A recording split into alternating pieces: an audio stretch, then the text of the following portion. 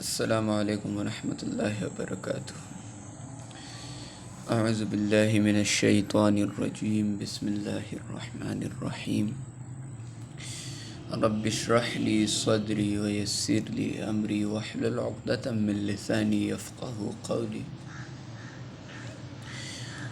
پرون زمونږ ټاپک په پروناون باندې و او هغه ماشاءالله خسته ډسکس شوی، خو مونږ وی چې زه لږ شانتې نور به هم پکې هغې کې لږ شان وضاحت وکړو. نو هغه دغه و چې د هی شي اټ سره دا پرسنل پروناون چې کوم دي و پروناونس دي، تاسو ګوره هی شي اټ آی یو وی دی، دا 7 پروناونس دي. دغه سره چې کله مونږ اوس ازمار لګو نو څنګه به لګو، لکه مونږ به 3 قسمه څیزونه لګو، یو از لګو، یو ام لګو، یو آر لګو. هره جمله کې دا موجود دي. اگزامپلز ما تاسو ته درکړي نو او دې کې هم شته دی. نو دا از به اوس کوم ځای کې لګي، ام به کوم ځای کې لګي او آر به کوم ځای کې لګي. نو ام چې کوم دی هغه به صرف د آی سره لګي، د دې نه علاوه نه بل ناون سره لګي او نه پروناون سره لګي، بلکې صرف د آی سره به دی لګي، بل چا سره دا نه لګي. صحیح ده. دا مونږ سره ورب دی د دې جملې. خیر د دغه به لږ شانتې وخت اخلي، دغه به ډسکس کوو چې ورب بیا د ورب قسمونه، خو دلته بس صرف تاسو دونه ذهن کې کېدی چې د هی معنی ورکوي. صحیح ده.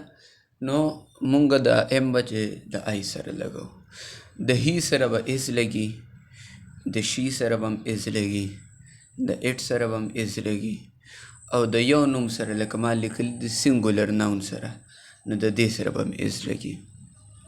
صحیح ده. نو هی ګوره هیم یو وي، شیم یو وي، اټم یو وي، او سینګولر ناون یو نوم خاص هم یو وي. صحیح ده. نو دغه سره به څه لګي؟ اس به لګي. بیا د یو سره چې کله لګو نو دې سره به آر لګي. صحیح ده. یو که تاسو ته ووایي چې د یو جمع څه ده، نو د یو جمع هم یو ده. د یو دپاره هم یو لګېدی شي او د ډېرو دپاره هم لګېدی شي.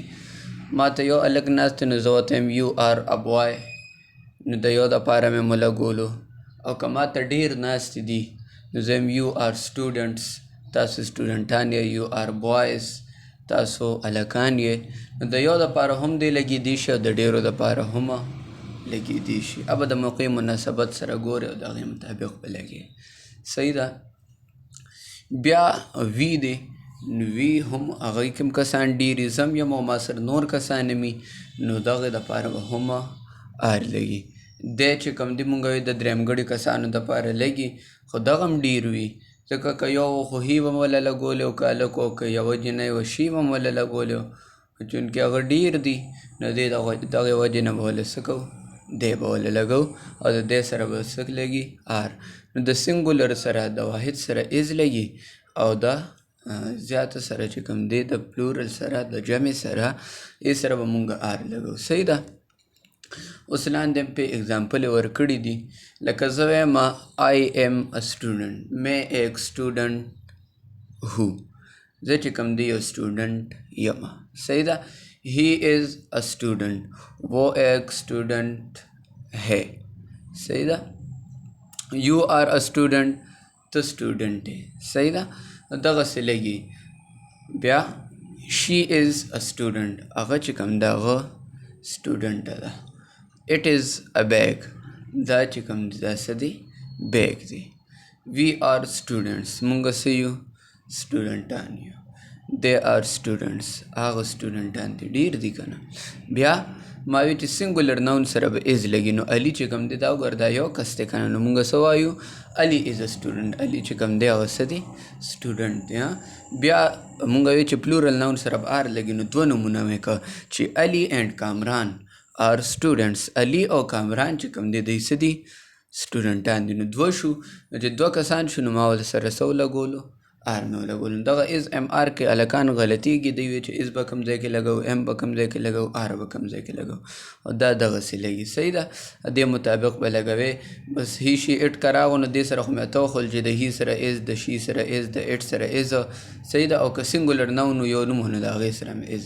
او صرف د ام چې کوم دی هغه صرف د آی سره لګي، او آر د یو سره، وی سره، دی سره. او چې کوم د یو نه زیات نومونه کله راشي په یو جمله کې نو دغه سره به بیا څه لګي؟ آر به لګي. صحیح د جمع دپاره آر دی، او د سینګولر دپاره د یو دپاره چې کوم دی هغه از دی. انشاءالله په دې باندې دا کتاب پیجز به زه تاسو سره اوس شیر کړم، نو هغې کې به پوره ډسکس شوي. صحیح ده، هغې کې پوره ښه ډېر اګزامپل هم دي، او تاسو په ښه ښایسته طریقې سره پیښ شئ. د هغې وکیبلري به هم بیا زه تاسو سره سینډ کړم. صحیح ده. خو دا د دې ګرامیټیکل پوینټس د دې د ازمار د استعمال لپاره مې دا ویډیو جوړه کړه، نو دغسې به ولګوئ. صحیح ده. السلام علیکم ورحمة الله.